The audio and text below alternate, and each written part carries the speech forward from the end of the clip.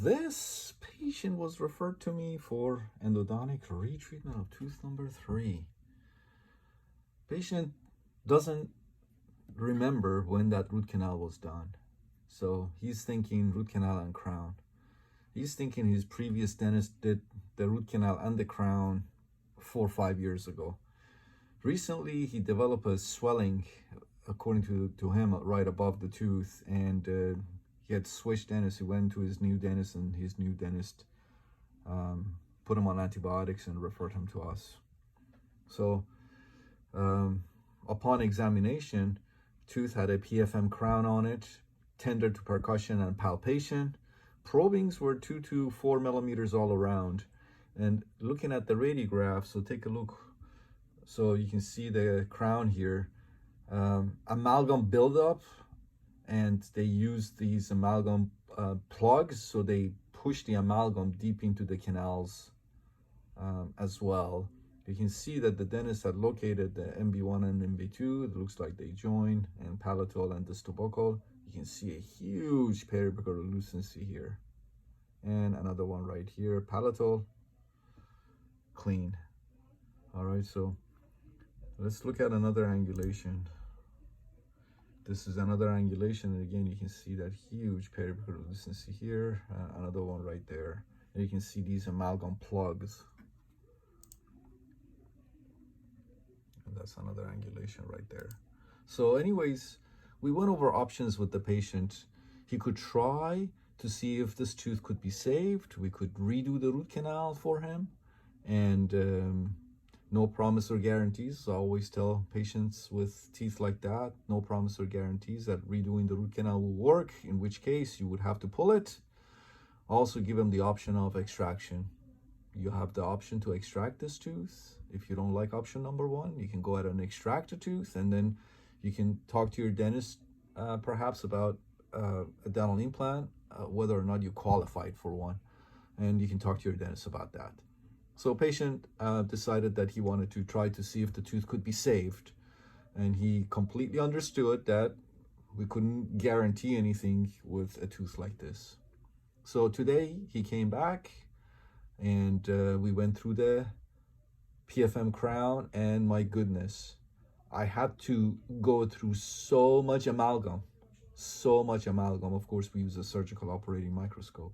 So much amalgam, and remove the amalgam from inside of the canals here, and on the distal. And these were plastic thermophil carriers. Bunch of them. There were 4 of them in the tooth, and 2 of them got sucked out, and we were able to save these 2 just to show you what they look like, these plastic thermophil obturators.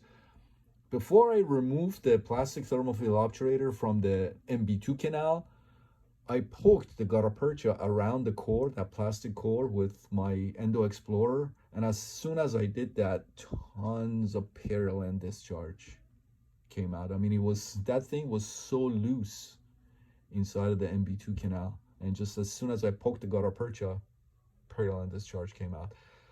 As soon as I removed the plastic carriers from the MB1 and MB2 canals, I right away saw under the microscope what the problem was. Both of those canals were strip perfed. So strip perforation of the MB1 and MB2 canals.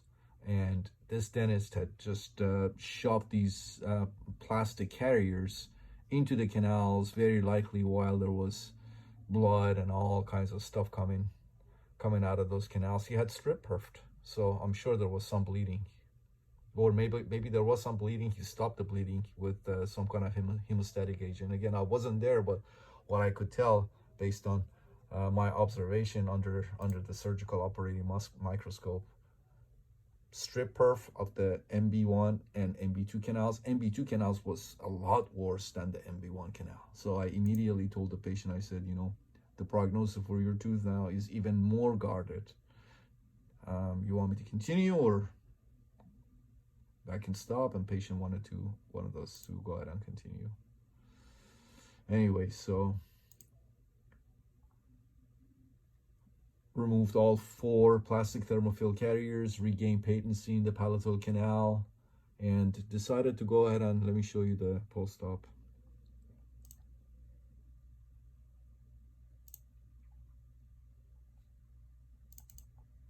So see what I mean right here. So the distal buccal and palatal canals filled with gutta percha and sealer, MB1, MB2, and the perforation. The entire MB1, MB2 canals and the perforation, of course, obturated that whole MB root that contains the MB1, MB2 canal with MTA, and as you can see, repaired those big perforations with MTA as well. Temporize the tooth and refer the patient back to his dentist. Again, let the patient know the prognosis with this tooth was very guarded. So only time will tell. Hopefully he'll come back in 6 months, and I'll post the 6-month post-op. But that's what we had. We unfortunately had with a tooth like this, and we did our best to try to save it for the patient. But sometimes with teeth like that, doing your best is not enough. The damage, you know, when the damage is already done like that. But anyways, I have patients like this gentleman who they don't want to extract the tooth. They just say, go ahead and try to see if we can save it. If it works, great. If it doesn't work, then I know I've done everything I could for this tooth, and I'll extract it then. And that's what we did. This is it. So we did everything right. Every step was done properly, adhering to the fundamentals of endodontics and the science of endodontics. And again, entire MB root, MB1, MB2 perforation filled with MTA, gutta percha and sealer, gutta percha and sealer.